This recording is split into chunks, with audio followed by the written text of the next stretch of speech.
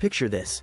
You land in Germany, you've got a job offer, you've got savings, you've got references, and you're thinking, renting an apartment can't be that hard. Then you open the listings, and suddenly you're staring at words like cold rent, warm rent, SCHUFA, Anmeldung, and something called an application folder, like you're applying to join a secret society. And just when you think you found the perfect place, you realize it might come without a kitchen. Not a bad kitchen. No kitchen. Zero. Nothing. If you've ever heard someone say, renting in Germany feels illegal, this is what they mean. In this video, I'm going to walk you through 10 Germany renting rules that shock foreigners the most, rules that feel wrong if you're used to renting in the US, the UK, Canada, or basically anywhere else. And I'll also tell you what to do so you don't get rejected, overcharged, or scammed. Let's start with the number 1 shock. Rule number 1. You can get rejected for not having the right paperwork, even if you're the perfect tenant. In many countries, renting is mostly about money and timing. You show your income, maybe you do a quick background check, you sign, you move in. Germany can feel like a job interview. Landlords and agencies often get dozens, sometimes hundreds, of messages for one apartment. So they filter fast, and the fastest filter is paperwork. They may expect you to show up to a viewing with a full set of documents ready, sometimes printed, sometimes in a single PDF you can send instantly. And if you can't provide it, you're not almost approved. You're just gone. This is why you'll hear foreigners say, "I did everything right, but I never get picked." The truth is, in Germany, you don't just apply with a message. You apply with proof. So the smart move is to build an application folder before you even start viewing apartments. When you can respond quickly, you look serious. When you can't, you look risky. Now rule number 2. The deposit can feel huge, and it's not first month and last month. In some places, deposits are small and informal. In others, it's common to pay first month, last month, and a security deposit. Germany works differently. The deposit is usually its own separate thing, and it can be a big number. It's typically based on the base rent, not the rent with extras. And here's the part that shocks people. You may need to pay the deposit before you get keys, and you may be expected to transfer it by bank transfer, not by cash, not by an app, not by something instant. To a newcomer, that can feel scary. You think, wait, you want me to send thousands of euros before I move in? This is where you slow down and do it properly. Germany is very paperwork based. Real rentals will have real contracts, real identification, and a paper trail. The deposit should be documented, and you should always get proof of payment. If someone pressures you to pay immediately, without a proper viewing, without a contract, without verification, that's when it becomes a scam risk. Now rule number 3.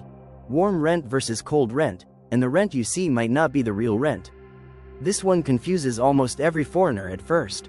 In listings, you'll often see 2 prices. Kaltmiete, which is cold rent, and Warmmiete, which is warm rent. Cold rent is basically the base rent for the space itself. Warm rent includes extra charges, like building maintenance fees, trash, sometimes heating costs, and sometimes other shared costs. So you might see an apartment advertised at one price, but by the time you calculate the full cost, it's higher. And then there's the next twist. Even warm rent isn't always final. Some costs are estimated, and once a year, there can be a reconciliation where you either get money back or you owe extra. Foreigners hear this and think, so I can get a bill later even though I pay rent every month? Yes, and that's why you need to ask what is included and how the extra charges are calculated. If you understand warm versus cold rent, you stop getting surprised, and you start budgeting like a local. Rule number 4. Many apartments come without a kitchen. This is the one that makes foreigners stare at the screen like the listing is a joke. Because in many countries, the kitchen is part of the apartment. Cabinets, sink, stove, at least the basics. In Germany, especially in some cities and in older rentals, it's common for apartments to be empty, and that can literally include no kitchen installed. Sometimes there's nothing. Sometimes the previous tenant will offer to sell you their kitchen setup, and you either buy it or you install your own. Imagine moving into an apartment and your first purchase is a kitchen. It's normal here, but it feels insane if you're not used to it. So if you're apartment hunting, look for listings that mention EBK, which usually means there is a fitted kitchen included. And if it's not included, ask early. Because if you don't ask, you might sign a lease and realize you need thousands more just to cook food. Rule number 5. Anmeldung, registration, feels like a life or death requirement. Anmeldung is the process of registering your address with the local authorities. And in Germany, having your address registered is the key to everything. You need it for things like opening certain bank accounts, accessing services, paperwork for work, sometimes health insurance processes, and more. So the shock is this: you can't fully function without Anmeldung, but you can't do Anmeldung until you have a proper address and the landlord's confirmation. And that creates a stressful loop for foreigners. You need housing to register, but you need registration to do normal life. Here's the important part: not every rental situation makes Anmeldung easy. Some short-term rentals or sublets may not allow it, and that can cause months of problems. So before you move in, always confirm that you will be able to register your address, and that the landlord or main tenant will provide the necessary confirmation document. It sounds like a tiny detail, but it can decide whether your first months in Germany are smooth or chaotic. Rule number 6. Your credit reputation matters, even if you've never lived here. In many places, if you're new, you show your job contract, your salary, maybe a reference. In Germany, landlords often want a credit report called a SCHUFA report. Now imagine being new to the country. You don't have a credit history here. And instead of that being neutral, it can feel like it's negative. Because landlords are risk-averse. They want someone predictable, so foreigners get rejected and don't understand why. They think, I have money, I have a job, what's the issue? The issue is uncertainty. The solution is to bring what you can: a job contract, proof of income, bank statements, maybe a guarantor depending on your situation, and a clear explanation. You're not just proving you can pay, you're proving you're stable. Rule number 7. No pets can mean really no pets. In some countries, landlords say, no pets, but it's negotiable.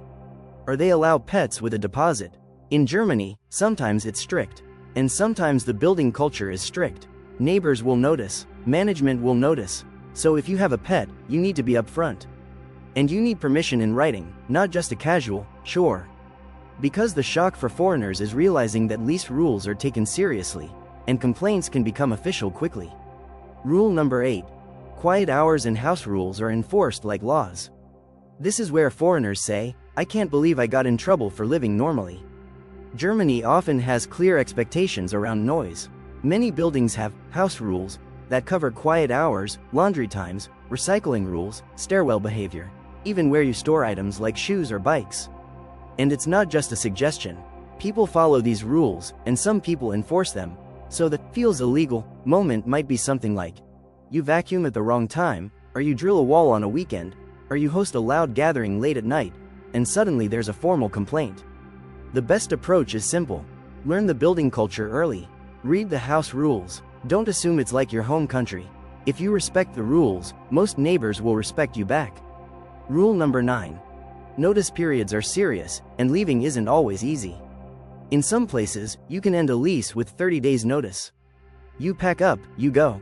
Germany can be different. Notice periods can be longer, and certain contracts may lock you in for a fixed term. Foreigners get trapped because they sign without understanding the exit. Then life changes, job changes, city changes, and suddenly you can't just leave. So before you sign any lease, you need to understand the cancellation terms. How much notice is required? Are you locked into a minimum term? How do you give notice properly? In Germany, properly often means written notice, with a signature, delivered the correct way.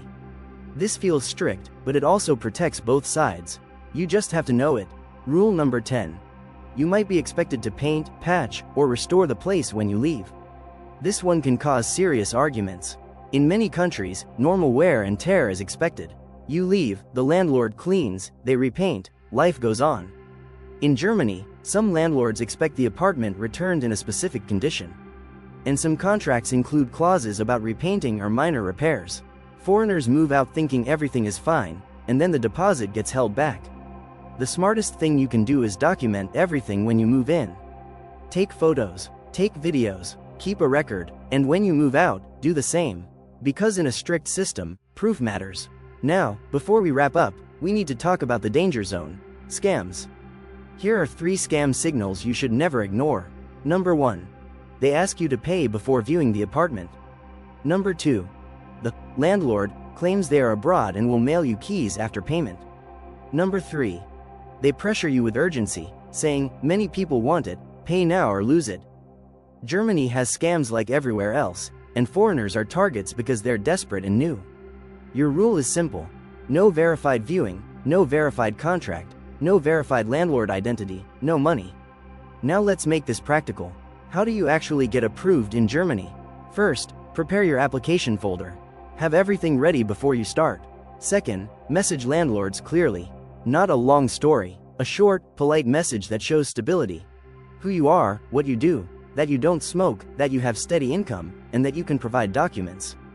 Third, show up to viewings on time, prepared, and respectful. Germany values reliability.